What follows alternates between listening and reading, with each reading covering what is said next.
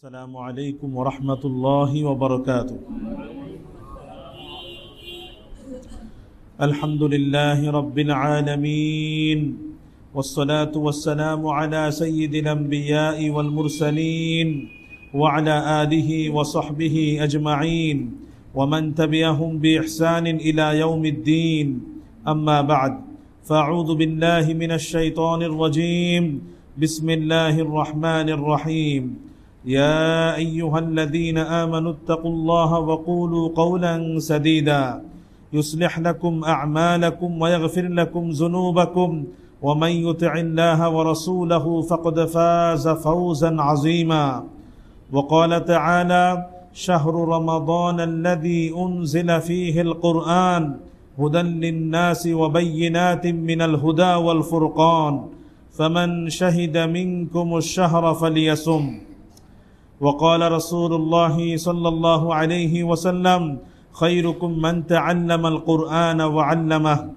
وقال عليه الصلاة والسلام: اللهم إني أسألك علما نافعا ورزقا طيبا وعملا متقبلا. وقال عليه الصلاة والسلام: اللهم إني أعوذ بك من علم لا ينفع ومن قلب لا يخشع ومن نفس لا تشبع ومن دعوة لا يستجاب لها أو كما قال عليه الصلاة والسلام.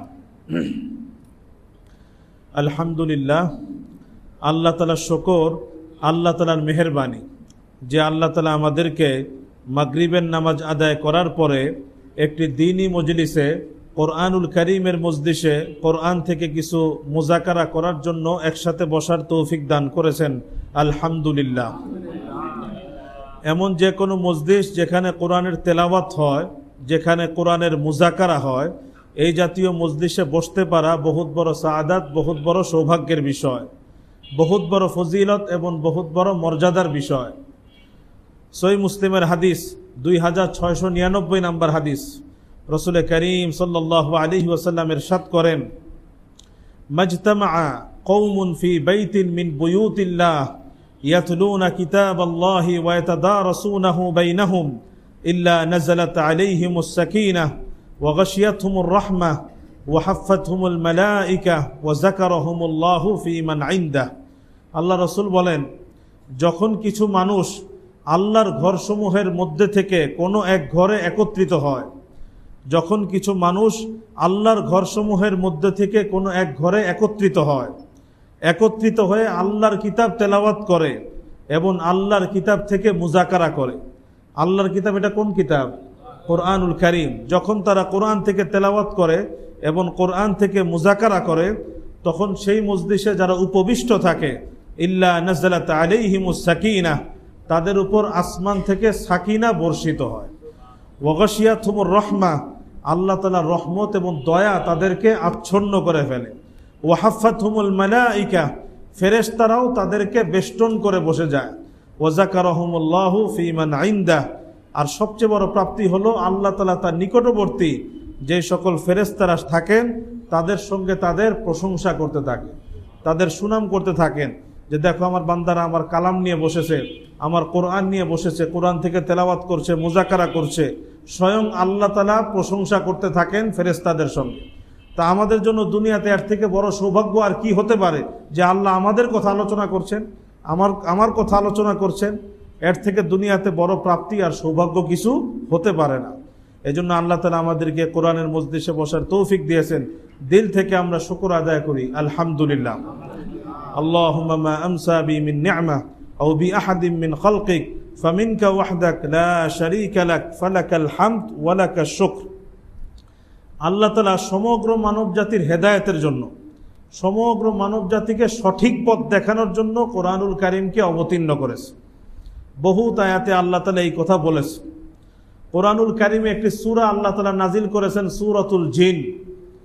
সূরাতুল জিন, এই সূরাতুল জিনের মধ্যে আল্লাহ তাআলা প্রথম দিকের আয়াতগুলির মধ্যে আল্লাহ তাআলা একটা ঘটনা উল্লেখ করেছেন যে জিনদের এক জামাত, জিনদের একটা দল যখন তারা পৃথিবীতে বিচরণ করছিল, তো এক সময় আল্লাহ রাসূল কোরআন তেলাওয়াত করছিল, সেই জায়গায় তারা উপস্থিত হয়েছে।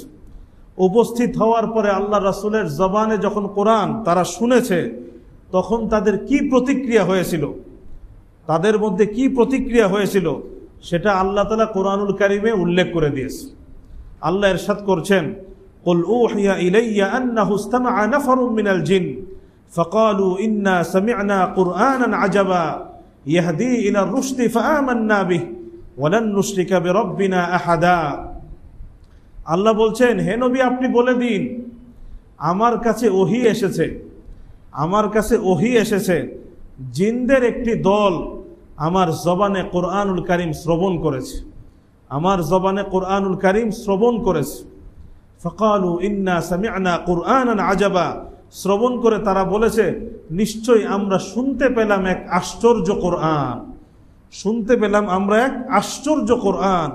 ইয়াহদি ইলার রুশদ, এই কোরআন দেখি হেদায়েতের দিকে মানুষকে পথ দেখায়, এই কোরআন দেখি সঠিক পথের দিকে পথ দেখায়। ফাআমান্না বিহি, সুতরাং আমরা সিদ্ধান্ত গ্রহণ করলাম, আমরা এই কোরআনের প্রতি এবং এই কোরআন যিনি নাজিল করেছেন তার প্রতি ঈমান আনয়ন করলাম, তার প্রতি ঈমান আনয়ন করলাম। ওয়ালা নুশরিকা বিরাব্বিনা আহাদা, আমরা আরো সিদ্ধান্ত নিলাম আর কখনোই আমরা আমাদের রবের সাথে কোনো কিছুকেই শরীক করব না। শুধু জিনদের এই জামাত, তাদেরকে কিন্তু আল্লাহ রাসূল সরাসরি দাওয়াতও দেন নাই, কিন্তু যখন তারা কোরআন শুনেছে, কোরআনের তাসিরে প্রভাবান্বিত হয়ে তারা ঈমান আনয়ন করেছে এবং শিরিক থেকে পবিত্রতার ঘোষণা দিয়েছে। এই জন্য কোরআন হলো হেদায়েতের কিতাব। তো এই জন্য যত বেশি কোরআনের সাথে আমাদের সম্পর্ক বাড়বে, কোরআনের সাথে আমাদের সম্পর্ক যত বাড়বে, কোরআনের শিক্ষা চর্চা যত বাড়বে, তত বেশি হেদায়েতের পথ চেনা, হেদায়েতের পথে পরিচালিত হওয়া আমাদের জন্য সহজ হবে। আর যদি কোরআনের শিক্ষা থেকে চর্চা থেকে উদাসীন হই আমরা, তাহলে হেদায়েতের পথ চেনাও কঠিন হবে, হেদায়েতের পথে পরিচালিত হওয়া আরও কঠিন হবে। এই জন্য আমরা সবাই নিয়ত করি কোরআনের সাথে আমরা সবাই সম্পর্ক মজবুত করব ইনশাআল্লাহ। যদি কোরআনের সাথে সম্পর্ক দুনিয়াতে না হয়, বহুত বড় ধমকি এবং হুঁশিয়ারি, যেই হুঁশিয়ারি শোনার পরে তো কোনো মুসলমানেরই কোরআন থেকে দূরে থাকার কোনোই সুযোগ নাই। সূরাতুল ফুরকানের 30 নম্বর আয়াতের মধ্যে আল্লাহ বলছেন, ওয়াকালার রাসূল ইয়া রব ইন্না কওমি ইত্তাখাযু হাযাল কুরআনা মাহজুরা। আল্লাহ রাসূল বলবেন, হে আমার প্রতিপালক, আপনি তো দুনিয়াতে আমাকে কোরআন দিয়ে প্রেরণ করেছিলেন, কিন্তু আমার উম্মতের এই সকল ব্যক্তিরা এই কোরআনকে পরিত্যক্ত বস্তুরূপে গ্রহণ করেছে। আল্লাহ রাসূল যদি এই অভিযোগ আমার বিরুদ্ধে আল্লাহর কাছে দেয়, আমার উপায় আছে? আমার জন্য তো ধ্বংস অনিবার্য। আল্লাহ রাসূল যদি আমার জন্য সুপারিশ করে, তা আমার জন্য যেমন নাজাত মুক্তি নিশ্চিত, আমার বিরুদ্ধে যদি আল্লাহ রাসূল অভিযোগ দায়ের করেন তাহলে আমার ধ্বংস অনিবার্য। তা আমরা তো কেউই চাই না যে আল্লাহ রাসূল আমার বিরুদ্ধে আল্লাহর কাছে অভিযোগ দায়ের করে, এটাকে কেউ আমরা চাই? কেউ চাই না। তাহলে আমরা সবাই প্রতিজ্ঞা করি, সবাই নিয়ত করি, আমরা সবাই কোরআনের সাথে সম্পর্ক মজবুত করবো ইনশাআল্লাহ। আল্লাহ আমাদের সবাইকে আমল করার তৌফিক দান করেন। যেহেতু আজকে এমন হতে পারে চাঁদ দেখা গেলে কালকে থেকে সিয়াম শুরু হবে এবং আজকেই তারাবি হবে, এজন্য আজকে আমরা মুখতাসার একটা আয়াত পড়বো ইনশাআল্লাহ। এই আয়াতের আলোকে মুখতাসার সংক্ষিপ্তভাবে দুই একটা কথা আরজ করার চেষ্টা করবো ইনশাআল্লাহ। সবার কাছে দোয়া চাই, আল্লাহ যেন সহি বলার, সহজভাবে বলার তৌফিক দান করেন। যে আয়াতটা আমরা পড়বো এটা হলো সূরাতুল বাকারার 185 নম্বর আয়াত। আল্লাহ ইরশাদ করছেন, শাহরু রমাদান আল্লাযী উনজিলা ফীহিল কুরআন হুদাল লিন-নাস ওয়া বায়্যিনাতিন মিনাল হুদা ওয়াল ফুরকান ফামান শাহিদা মিনকুমুশ শাহরা ফালিয়াসুম। এই হলো আয়াত। আয়াতের তরজমা কি? আয়াতের অর্থ হলো, আল্লাহ বলছেন শাহরু রমাদান আল্লাযী উনজিলা ফীহিল কুরআন। আল্লাহ রমজান মাসের পরিচয় দিচ্ছেন। রমজান মাসের পরিচয় আল্লাহ তাআলা দিচ্ছেন। কে দিচ্ছেন পরিচয়? আল্লাহ দিচ্ছেন। আল্লাহ কি বলছেন? রমজান মাস হলো ওই মাস। আল্লাহ আমাদেরকে পরিচয় দিচ্ছেন যে রমজান কি, এটা বুঝতে চাও? রমজান মাসের গুরুত্ব, মহত্ব, বরত্ব বুঝতে চাও? তাহলে শুনো, রমজান মাস হলো ওই মাস আল্লাযী উনজিলা ফীহিল কুরআন, যেই মাসে কোরআনকে অবতীর্ণ করা হয়েছে। যেই মাসে কোরআনকে অবতীর্ণ করা হয়েছে, রমজান হলো ওই মাস। কিভাবে আল্লাহ তাআলা পরিচয় দিচ্ছেন? রমজানের পরিচয় দিতে গিয়ে আল্লাহ আর কিছুই বলেন নাই, শুধু বলেছেন রমজান হলো কোরআন নাজিলের মাস। আর কোরআন কি?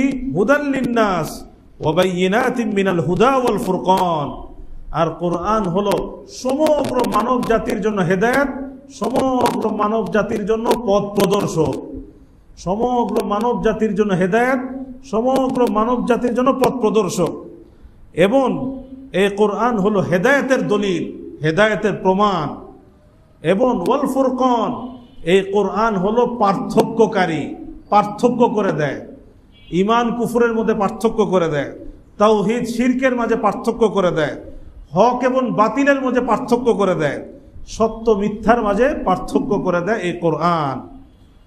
তারপর আল্লাহ বলছেন ফামান শাহিদা মিনকুমুশ শাহরা ফালিয়াসুম, তাই তোমাদের মধ্যে যারাই এই মাস পাবে তারা যেন এই মাসে সিয়াম পালন করে।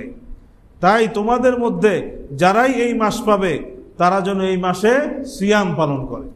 এই হলো আয়াত, এই হলো আয়াতের তরজমা। এই আয়াতের যে পয়গাম এবং বার্তা, সেটা যদি আমরা বুঝতে চাই, এই আয়াতের যে পয়গাম এবং বার্তা সেটা যদি আমরা বুঝতে চাই, তাহলে আমরা একটু গভীরভাবে খেয়াল করি আল্লাহ তাআলা কি বলছেন। রমজান মাস ওই মাস যেই মাসে কোরআন অবতীর্ণ করা হয়েছে। আর কোরআন হলো এমন কিতাব, ফুরকান, হেদায়াত। তাই তোমাদের মধ্যে যারাই এই মাস পাবে তারা যেন এই মাসে সিয়াম পালন করে। যদি আমরা খেয়াল করি তাহলে দেখা যাবে আল্লাহ সুবহানাহু ওয়া তাআলা আরো তো মাস আছে, আরো মাস আছে না? মুহররম, সফর, রবিউল আউয়াল, রবিউস সানি, কত মাস আছে। আল্লাহ সুবহানাহু ওয়া তাআলা ওই মাসগুলোতে সিয়াম পালন করতে বলেন নাই, সিয়ামকে ফরজ করেন নাই। কিন্তু আল্লাহ সুবহানাহু ওয়া তাআলা রমজানুল মুবারকে সিয়াম পালন করাকে ফরজ করেছেন, আমাদেরকে সিয়াম পালন করতে বলেছেন। কেন বলেছেন? এই আয়াত যদি আমরা গভীরভাবে উপলব্ধি করি তাহলে স্পষ্ট হয়ে যাবে। আল্লাহ বলছেন যেহেতু এই মাসে কোরআন অবতীর্ণ হয়েছে, এই মাসেই তোমরা হেদায়েতের কিতাব পেয়েছো, এই মাসেই তোমরা হেদায়েতের কিতাব পেয়েছো, যেটা সমগ্র মানব জাতির জন্য হেদায়েত, এটা পেয়েছো এই মাসে, এই রমজান মাসে পেয়েছো। সুতরাং যখন এই মাস আসবে তখন তোমরা সিয়াম পালন করো। কি বুঝতে পারলাম আমরা? যে আল্লাহ সুবহানাহু ওয়া তাআলা রমজান মাসে সিয়ামকে ফরজ করেছেন এই জন্যই যে এই মাসে কোরআন অবতীর্ণ করা হয়েছে। সুতরাং আমরা যে সিয়াম পালন করি রমজান মাসে, এটা যে আল্লাহ ফরজ করে দিয়েছেন, এটা হলো কোরআনের নিয়ামতের শুকরিয়া আদায় করার জন্য। কোরআনের নিয়ামতের কি আদায় করার জন্য? শুকর আদায় করার জন্য আল্লাহ তাআলা এই মাসে সিয়ামকে ফরজ করেছে।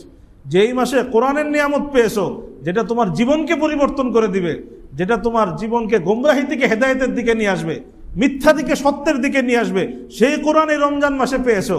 সুতরাং এই নিয়ামতের শুকরিয়া স্বরূপ যখনই এই মাস আসবে তখন তোমরা এই মাসে সিয়াম পালন করো, এই মাসে তোমরা রোজা রাখো। এই জন্য রমজানের যে রোজা, এটা হলো কোরআনের নিয়ামতের শুকর। কোরআনের নিয়ামতের শুকর আল্লাহ পুরো একটা মাসে সিয়ামকে ফরজ করে দিয়েছে। আল্লাহ তাআলা আমাদের সবাইকে, আমরা যেন কোরআনের মর্যাদা উপলব্ধি করতে পারি, কোরআনের মর্যাদা যেন আমরা উপলব্ধি করতে পারি, আল্লাহ আমাদের সবাইকে তৌফিক দান করেন। রমজানুল মুবারক ওই মাস যেই মাসে কোরআনকে অবতীর্ণ করা হয়েছে, এটার মাধ্যমে আল্লাহ তাআলা আরেকটা বার্তা আমাদেরকে দিচ্ছেন। কি বার্তা দিচ্ছেন? যে এই যে রমজান মাস আসলো, এই মাসে আল্লাহ তৌফিক দিলে আমরা তো অনেক ধরনের নেক আমলই করি, অনেক ধরনের নেক আমল করারই চেষ্টা করি। শাহরু রমাদান আল্লাযী উনজিলা ফীহিল কুরআন, এই কথা বলে আল্লাহ তাআলা আরেকটা বার্তা আমাদেরকে দিচ্ছেন যে রমজান মাসে আমরা যত নেক আমল করি না কেন আলহামদুলিল্লাহ, কিন্তু আমাদের সময়ের উল্লেখযোগ্য একটা অংশ আমাদেরকে ব্যয় করতে হবে কোরআনুল কারীমের পিছনে। এই মাসে আমাদেরকে যে নেক আমলগুলো বেশি বেশি করতে হবে, সব আমলই বেশি বেশি করার চেষ্টা করা, এর মধ্যে আমাদেরকে বেশি সময় দিতে হবে কিসের পিছনে? কোরআনুল কারীমের পিছনে। কারণ এটা হলো কোরআনের মাস, এটা হলো কোরআনের মাস। এই জন্যই রাসূল করিম সাল্লাল্লাহু আলাইহি ওয়াসাল্লাম সবসময় কোরআন তেলাওয়াত করতেন।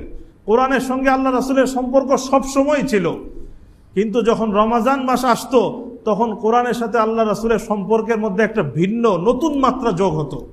সহিহ বুখারীর হাদিস 6 নম্বর হাদিস, ইবনে আব্বাস রাদিয়াল্লাহু তাআলা বলেন, কানা রাসূলুল্লাহ সাল্লাল্লাহু আলাইহি ওয়াসাল্লাম আজওয়াদান নাস ওয়া কানা আজওয়াদা মা ইয়াকুনু ফি রমাদান। وكان جبريل يلقاه في كل ليلة من رمضان فيدارسه القرآن ইবনে আব্বাস রাদিয়াল্লাহু আনহু বলছেন যে আল্লাহ রাসূল সবচেয়ে বেশি দানশীল ছিলেন, মানুষের মধ্যে সবচেয়ে বেশি দানশীল ছিলেন কে? রাসূল করিম সাল্লাল্লাহু আলাইহি ওয়াসাল্লাম। ওয়া কানা আজওয়াদ মা ইয়াকুনু ফি রমাদান, আর যখন রমজান মাস আসতো তখন আল্লাহ রাসূলের দানশীলতা আরো বেড়ে যেত।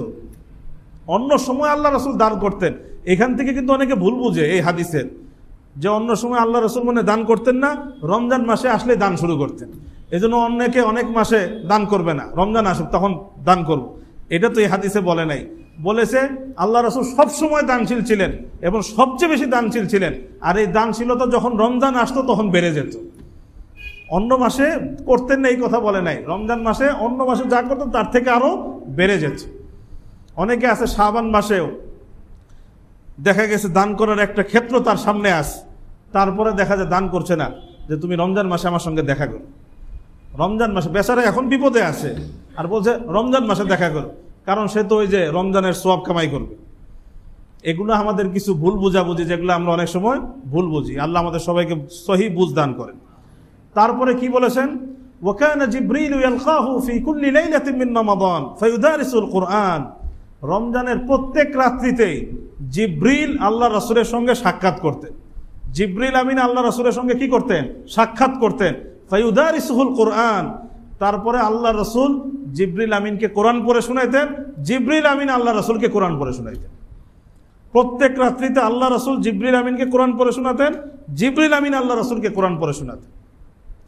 এখান থেকে আমরা কি পেলাম? যে রমজান মাসে আমাদের কোরআনের সাথে কি করতে হবে? সম্পর্ক বৃদ্ধি করতে হবে। এই যে কোরআন শোনানো, আমি শুনছি আবার শোনাচ্ছি, এই যে আল্লাহ রাসূলের যে আমল যেটা আমরা দেখলাম, এখান থেকে সলাতুত তারাবি,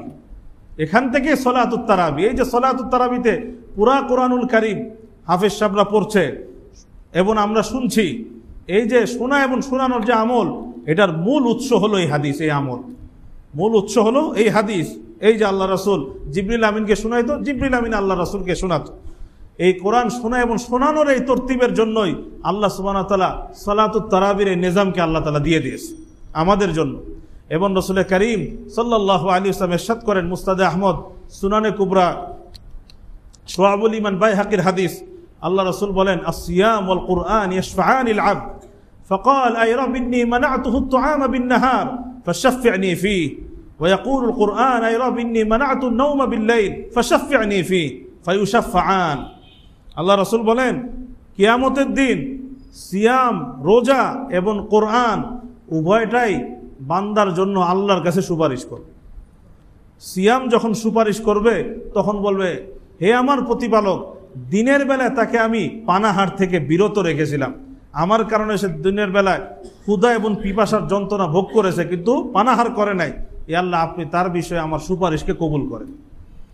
তারপর কোরআন বলবে, হে আমার প্রতিপালক, রাতের বেলায় আমি তাকে ঘুম থেকে বিরত রেখেছিলাম, আমার মধ্যে ব্যস্ত থাকার কারণে সে সঠিক সময় ঘুমাতে পারে নাই বা পর্যাপ্ত ঘুমাতে পারে নাই, ইয়া আল্লাহ আপনি তার বিষয়ে আমার সুপারিশকে কবুল করেন।